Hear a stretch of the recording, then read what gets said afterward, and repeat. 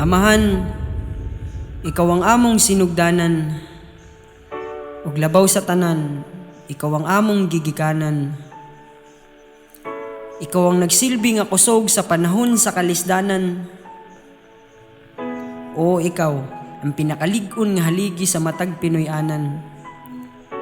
Usa ka tawo nga nibarog, usa ka tawo nga pinakalig-on.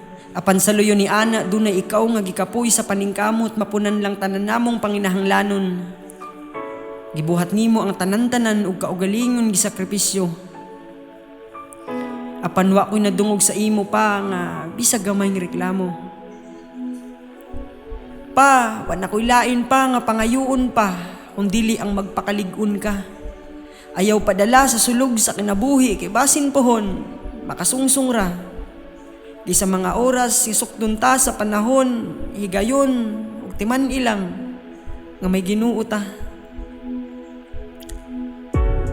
Pa, salamat sa tanan nimong sakripisyo, tanan nimong pag-atiman ug sa imong kamaayo.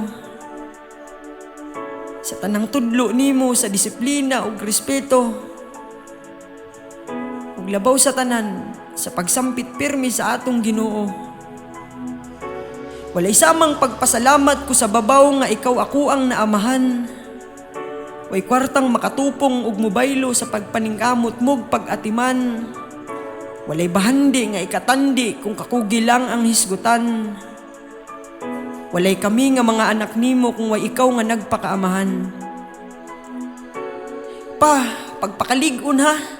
Isa mga panahon nga makabot ko na ang mga pangandoy ko ug ako na mismo ang moingon nga relax na. Ako na pud ang musudong sa tanang obligasyon, ako na pud ang muako sa tanang bayronon ug wa kay laing buhaton kung dili ang magpakalig-on ra sa hinungdan nga sa taas panato nga panagsama. Maong para sa tanang kabatanunan, igugmaon nato ato ang mga amahan mintras di paulahi ang tanan. Isamtang nagadagan ang panahon, nagkagamay na lang ang oras nila sa kalibutan. Kay way laing pinakasimpleng ikabalos nato sa ilaha kung dili ang pagbinuutan. Pa, kulang ang pila ka libo nga tula para pasalamatan ka. Pero untana, ganing simpleng halad kung mensahe kanimo, mapalipay ka.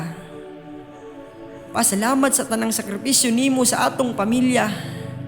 Kaya kung tinuod mangganing ang istorya nga dunay laing kalibutan, balik-balikon kung gihapong piliun ka. Pa, kalami mabuhi nga naisama nimo diri sa kalibutan. Wa na ko'y lain pa nga pangayuon pa nga uban sa pinakasimple nga istoryang naana sa imo ang tanan. Pinangga kong amahan.